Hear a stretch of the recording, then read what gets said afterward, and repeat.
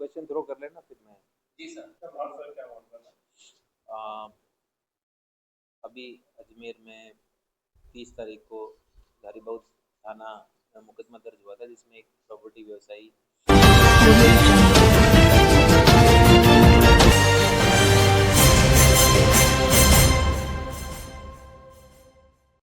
एक question throw कर लेना फिर मैं। जी सर। सर क्या मामला है? आ, अभी अजमेर में 30 तारीख को हरिबौध थाना में मुकदमा दर्ज हुआ था जिसमें एक प्रॉपर्टी व्यवसायी मनोज नानकानी के साथ कुछ लोगों द्वारा मारपीट कर ली गई थी। उस मारपीट के मुकदमे में पूर्व में 5 व्यक्ति गिरफ्तार किए गए हैं और आज हरिबौध थाना पुलिस द्वारा 2 व्यक्ति और गिरफ्तार किए गए जिसमें एक का नाम मांगीलाल गुजर और दूसरे का नाम गोविंद कंडारा है। बेसिकली ये जो लोग थे वो इस घटना के मुख्य सूत्रधार थे और मांगीलाल द्वारा ही किस प्रकार कितने व्यक्ति और किन को बुला के षड्यंत्र किया जाकर उनके साथ मनोज नानकानी के साथ मारपीट की जानी थी वो तय किया गया था और इस बात का गोविंद को हायर किया गया था और गोविंद ने ही फिर लड़के लाकर इनके साथ मारपीट की। तो आज हरिबौध थाना पुलिस ने इन दोनों मुख्य सूत्रधारों को भी गिरफ्तार कर लिया। तो कहाँ से किया?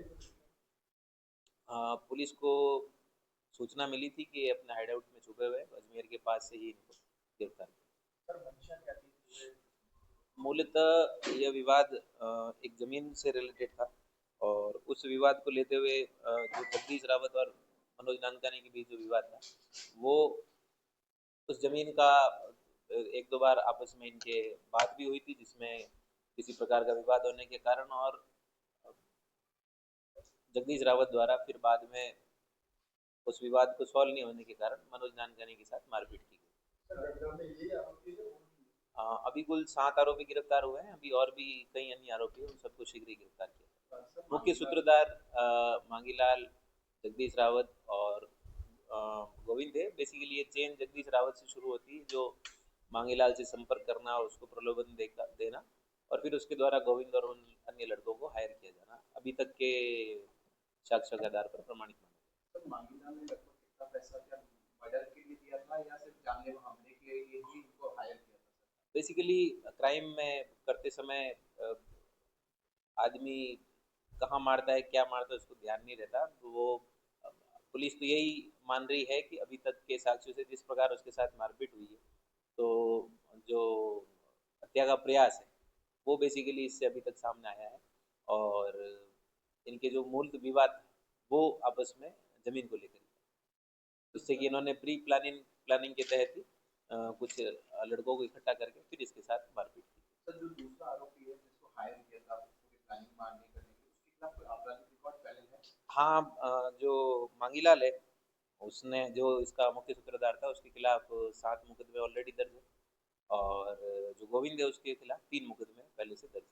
किसी तरह जानने वाले प्रॉपर्टी से आ, इसके मारपीट से रिलेटेड है मांगीलाल के और गोविंद पे 2 जुए के और एक बलात्कार का मुकदमा पहले से दर्ज आगे और भी संभावना है। डेफिनेटली इसमें सख्त कार्रवाई की जाएगी। लॉ एंड ऑर्डर खराब करने वालों को नहीं बख्शा जाएगा। इसमें एसपी साहब की अनुमति से जो नया कानून आया है उसके तहत एक सेक्शन है 111 जो संगठित अपराध से संबंधित है और उसमें भारी सजा का प्रावधान है तो वो भी इसमें ऐड की गई है संगठित अपराध से संबंधित धारा 111 और उसके अलावा जो मांगीलाल है उसका जो क्रिमिनल रिकॉर्ड है उसके आधार पर जो भी सख्त से सख्त कार्रवाई की जानी है वो भी की जाएगी। बेसिकली ये तीनों ही आपस में मिलने वाले हैं मांगीलाल गोविंद और ये जो जगदीश रावत है ये सभी आपस में बेसिकली मांगीलाल और गोविंद का ज़्यादा साथ उठना बैठना है।